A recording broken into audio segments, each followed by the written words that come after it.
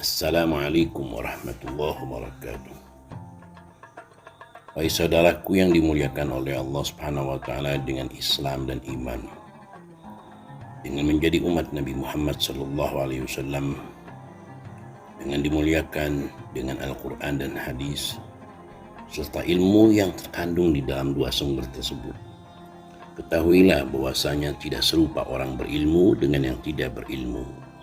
Al-Quran tidak dapat dipahami kecuali dengan ilmu-ilmu yang khusus. Demikian pula hadis-hadis Nabi Muhammad SAW. Kedua sumber tersebut sangat memerlukan kepada berbagai ilmu agar kita dapat memahami apa yang terkandung di dalam dua sumber hukum-hukum Islam. Pertama adalah harus memahami bahasa Arab dengan baik. Kemudian bahasa Arab itu memiliki cabang-cabang yang banyak sekali, baik dari segi keadaan akhir kalimat, juga dari segi perubahan bentuk kalimat, juga dari segi peletakan kalimat, dan dari segi memilih kalimat yang tepat, yang dinamakan sebagai ilmu nahwu, ilmu sharaf, ilmu balaghah, ilmu mantik. Hal itu diperlukan untuk mengetahui apa yang tersimpan di dalam ilmu Al-Quran dan ilmu hadis. Kalau orang tidak menguasai ilmu-ilmu ini, maka mustahil dia dapat memahami arti daripada firman Allah Subhanahu wa taala dan hadis-hadis Nabi Muhammad sallallahu alaihi wasallam. Oleh karena itu, orang yang tidak memiliki sarana ilmu ini coretlah daripada orang yang berhak berbicara agama, kecuali dia sebatas hanya membaca dan menyampaikan apa kata-kata ulama, tidak kurang, tidak lebih. Itu pun harus disertai dengan karakter dalam sifatnya yang adil, jujur, tidak pernah dusta, tidak pernah berkhianat, dan sebagainya, untuk lebih menjelaskan kepada masyarakat. Setiap ilmu itu memiliki bahasa sendiri. Dalam kedokteran, dalam kimia, dalam arsitek, masing-masing memiliki bahasa sendiri yang tidak dapat dipahami oleh kebanyakan orang. Oleh karena itu tidak ada yang berhak berbicara tentang ilmu-ilmu tersebut kecuali orang-orang yang memahami bahasa yang memang disediakan untuk sarana tersebut. Kemudian Al-Quran dan hadis pun di dalam memahami keduanya sangat memerlukan kepada ilmu-ilmu yang berhubungan dengan asbabun nuzul, juga usul fikih, yang mana keduanya membahas tentang asal muasal terjadinya atau turunnya ayat atau hadis. Juga membahas tentang cara pengambilan hukum dari berbagai segi dan sudut, yang mana kedua ilmu tersebut sangat pelik dan sangat sulit kecuali oleh orang-orang tertentu yang dapat mencapai kedudukan tersebut. Wahai saudara-saudaraku yang dimuliakan oleh Allah Subhanahu wa taala dengan Islam dan iman. Oleh karena itu, raihlah ilmu dari orang-orang yang benar-benar memiliki ilmu, dan jangan sekali-kali mencari ilmu, mengambil ilmu dari orang yang tidak jelas keilmuannya, baik yang berhubungan dengan Al-Quran ataupun hadis yang merupakan sumber daripada hukum-hukum Islam. Dan ketahuilah bahwasanya Nabi Muhammad SAW telah memperingatkan kepada kita bahwa kelak pada akhir zaman akan bermunculan orang-orang yang berbicara tentang ilmu agama, tapi mereka tidak memiliki ilmu sama sekali. Kathural khutaba wa qallal ulama. Akan banyak penceramah, akan banyak pembicara tentang agama, tapi sedikit sekali orang-orang yang memiliki ilmu agama yang sebenarnya.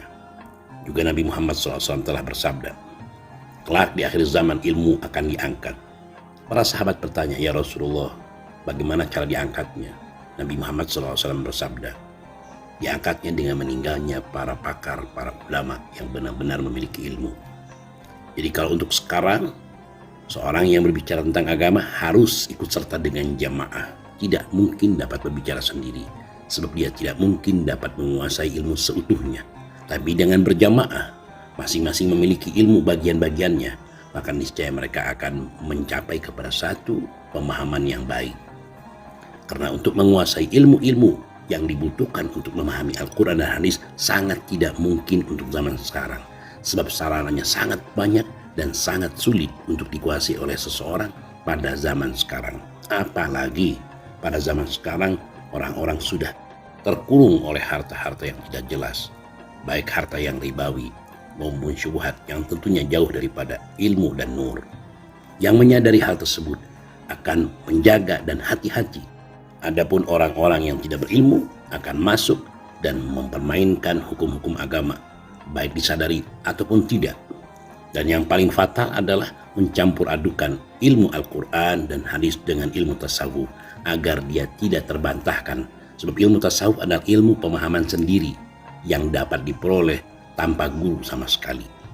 Padahal di dalam memahami ilmu tasawuf memerlukan sarana yang sangat banyak agar orang dapat memahami bagian dalam dari firman-firman Allah Subhanahu wa taala dan sabda-sabda Nabi Muhammad SAW, yang tentunya diawali dengan tidak berani bicara tentang agama. Tapi kalau orang mengaku dirinya sufi dan berani bicara agama di depan umum, padahal resikonya besar, kalau salah tidak mungkin dapat diperbaiki, maka orang itu jauh daripada ilmu tasawuf, pembersihan diri, menjaga diri dan kehati-hatian. Kemudian ilmu Al-Quran dan hadis pun sangat memerlukan sarana-sarana yang lain daripada ilmu, seperti pengetahuannya tentang ijma' ulama yang tidak boleh dia langgar sama sekali. Juga ilmu yang berhubungan dengan nasikh dan mansukh. Demikian pula dengan ilmu-ilmu hadis yang mana di dalamnya sangat memerlukan sarana-sarana untuk memahaminya, yang berhubungan dengan dirayah atau riwayah yang bercabang sangat banyak sekali. Jadi sungguh naif seorang berbicara dengan sendirinya tanpa mengikuti pendapat ulama sebelumnya, mengambil hukum dari Al-Quran dan hadis kemudian menjelaskan ini pendapat saya. Tentu orang itu sangat-sangat berbahaya bagi umat Islam, yang seharusnya MUI menjelaskan kepada masyarakat bagaimana mereka mengambil ilmu, menerima ilmu, dan mengambil hukum-hukum agama. Kewajiban MUI untuk menjelaskan siapa gerangan orang-orang yang pantas diambil ilmunya dan siapa yang tidak pantas diambil ilmunya. Semoga dengan penjelasan ini saya terlepas daripada tanggung jawab menyampaikan kepada umat Islam. Dan saya ulangi seruan saya kepada MUI, juga kepada para ulama untuk menjelaskan siapa gerangan yang boleh diambil ilmunya dan siapa pula yang tidak boleh diambil ilmunya. Belum lagi ditambah dengan karakter yang memang dituntut oleh agama bagi siapapun yang berbicara tentang agama, dari segi sifat yang baiknya, sifat jauhnya dari maksiat, dan berbagai sifat-sifat yang sangat dituntut bagi seorang yang berbicara tentang agama. Demikian, wassalamualaikum warahmatullahi wabarakatuh.